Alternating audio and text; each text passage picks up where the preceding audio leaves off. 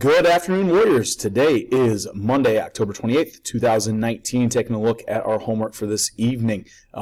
In math, if you have not finished your MobyMax placement test, you need to get that done before tomorrow. Also, remember, you must do 30 minutes of MobyMax this week. This is on top of our test time. So however long it takes you to complete your test, you're adding 30 minutes to that.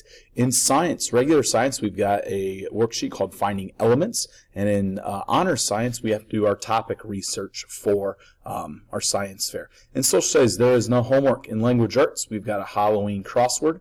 And then in literature, we need to be reading tonight. And there is also, I believe, an assignment on Google Classroom for you.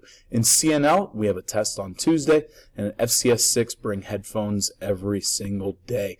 Now, one little thing is for the Halloween crossword. If any of you are struggling, I'm going to show you. Here is the word bank with all of the words. Okay? So you may have to sit and pause the video and whatnot to view this, but here are all the words that are the word bank for the Halloween crossword. It's going to be it for today. Everyone have a fantastic Monday.